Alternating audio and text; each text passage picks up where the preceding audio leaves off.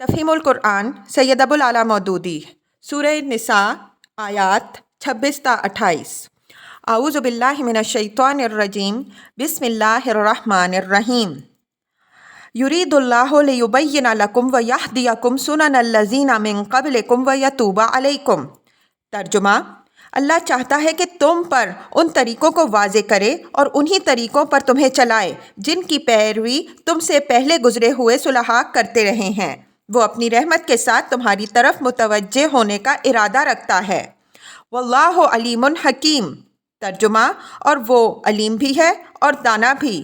تفسیر: سورہ کے آغاز سے یہاں تک جو ہدایات دی گئی ہیں اور اس سورہ کے نزول سے پہلے سورہ بقرہ میں مسائل تمدن و معاشرت کے متعلق جو ہدایات دی جا چکی تھیں، ان سب کی طرف بحیثیت مجموعی اشارہ کرتے ہوئے فرمایا جا رہا ہے کہ یہ معاشرت، اخلاق اور تمدن کے وہ قوانین ہیں جن پر قدیم ترین زمانے سے ہر دور کے انبیاء علیہم السلام اور ان کے صالح پیرو عمل کرتے رہے ہیں، اور یہ اللہ کی عنایت و مہربانی ہے کہ وہ تم کو جاہلیت کی حالت سے نکال کر صالحین کے طریقہ زندگی کی طرف تمہاری رہنمائی کر رہا ہے۔ واللہ یرید ان یتوب علیکم۔ ترجمہ: ہاں، اللہ تو تم پر رحمت کے ساتھ توجہ کرنا چاہتا ہے۔ وَيُرِيدُ الَّذِينَ يَتَّبِعُونَ الشَّهَوَاتِ أَن تَمِيلُوا مَيْلًا عَظِيمًا۔ ترجمہ: مگر جو لوگ خود اپنی خواہشات نفس کی پیروی کر رہے ہیں وہ چاہتے ہیں کہ تم راہ راست سے ہٹ کر دور نکل جاؤ۔ تفسیر: یہ اشارہ ہے منافقین اور قدامت پرست جہلاء اور نواحی مدینہ کے یہودیوں کی طرف۔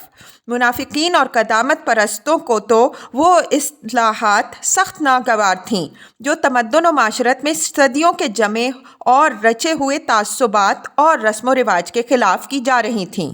میراث میں لڑکیوں کا حصہ، بیوہ عورت کا سسرال کی بندشوں سے رہائی پانا اور عدت کے بعد اس کا ہر شخص سے نکاح کے لیے آزاد ہو جانا، سوتیلی ماں سے نکاح حرام ہونا، دو بہنوں کے ایک ساتھ نکاح میں جمع کیے جانے کو ناجائز قرار دینا، متنبہ کو وراثت سے محروم کرنا اور منہ بولے باپ کے لیے متنبہ کی بیوہ اور متعلقہ کا حلال ہونا، یہ اور اس طرح کی دوسری اصلاحات میں سے ایک چیز ایسی تھی جس پر بڑے بوڑھے اور آبائی رسوم کے پرستار چیخ اٹھتے تھے۔ مدتوں ان احکام پر چہمک گوئیاں ہوتی رہتی تھیں۔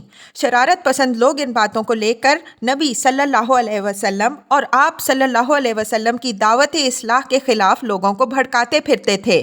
مثلاً جو شخص کسی ایسے نکاح سے پیدا ہوا تھا جسے اب اسلامی شریعت حرام قرار دے رہی تھی، اس کو یہ کہہ کر اشتعال دلایا جاتا تھا کہ لیجئے آج تو نئے احکام وہاں آئے ہیں، ان کی روح سے آپ کی ماں اور آپ کے باپ کا تعلق ناجائز ٹھہرایا گیا ہے۔ اس طرح یہ نادان لوگ اس اصلاح کے کام میں رکاوٹیں ڈال رہے تھے جو اس وقت احکام الہی کے تحت انجام دیا جا رہا تھا۔ دوسری طرف یہودی تھے جنہوں نے صدیوں کی موشگافیوں سے اصل خدائی شریعت پر اپنے خود ساختہ احکام و قوانین کا ایک بھاری خول چڑھا رکھا تھا۔ بے شمار پابندیاں اور باریکیاں اور سختیاں تھیں جو انہوں نے شریعت میں بڑھا لی تھیں۔ بکثرت حلال چیزیں ایسی تھیں جنہیں وہ حرام کر بیٹھے تھے۔ بہت سے اوہام تھے جن کو انہوں نے قانون خداوندی میں داخل کر لیا تھا۔ اب یہ بات ان کے علماء اور عوام دونوں کی ذہنیت اور مذاق کے بالکل خلاف تھی کہ وہ اس سیدھی سادی شریعت کی قدر پہچان سکتے جو قرآن پیش کر رہا تھا۔ وہ قرآن کے احکام کو سن کر بےتاب ہو جاتے تھے، ایک چیز 100 اعتراضات کرتے تھے۔ ان کا مطالبہ یہ تھا کہ یا تو قرآن ان کے فقہا کے تمام اجتہادات اور ان کے اسلاف کے تمام اوہام و خرافات کو شریعت الہی قرار دے، ورنہ یہ ہرگز کتاب الہی نہیں ہے۔ مثال کے طور پر یہودیوں کے ہاں دستور تھا کہ ایام ماہواری میں عورت کو بالکل پلید سمجھا جاتا تھا، نہ اس کا پکایا ہوا کھانا کھاتے، نہ اس کے ہاتھ میں کا پانی پیتے، نہ اس کے ساتھ فرش پر بیٹھتے، بلکہ اس کے ہاتھ سے ہاتھ چھو جانے کو بھی مکروہ سمجھتے تھے۔ ان چند دنوں میں عورت خود اپنے گھر میں اچھوت بن کر رہ جاتی تھی، یہی رواج یہودیوں کے اثر سے مدینہ کے انصار میں بھی چل پڑا تھا۔ جب نبی صلی اللہ علیہ وسلم مدینہ تشریف لائے تو آپ صلی اللہ علیہ وسلم سے اس کے متعلق سوال کیا گیا۔ جواب میں وہ آیت آئی جو سورہ بقرہ رکوع 28 کے آغاز میں درج ہے۔ نبی صلی اللہ علیہ وسلم نے اس آیت کی روح سے حکم دیا کہ ایام ماہواری میں صرف مباشرت ناجائز ہے، باقی تمام تعلقات عورتوں کے ساتھ اس طرح رکھے جائیں جس طرح دوسرے دنوں میں ہوتے ہیں۔ اس پر یہودیوں میں شور مچ گیا۔ وہ کہنے لگے کہ یہ شخص تو قسم کھا کر بیٹھا ہے کہ جو کچھ ہمارے ہاں حرام ہے اسے حلال کر کے رہے گا، اور جس چیز کو ہم ناپاک کہتے ہیں اسے پاک قرار دے گا۔ یرید اللہ ان یخفف عنکم، ترجمہ: اللہ تم پر سے پابندیوں کو ہلکا کرنا چاہتا ہے۔ وخلق الانسان ضعیفا، ترجمہ: کیونکہ انسان کمزور پیدا کیا گیا ہے۔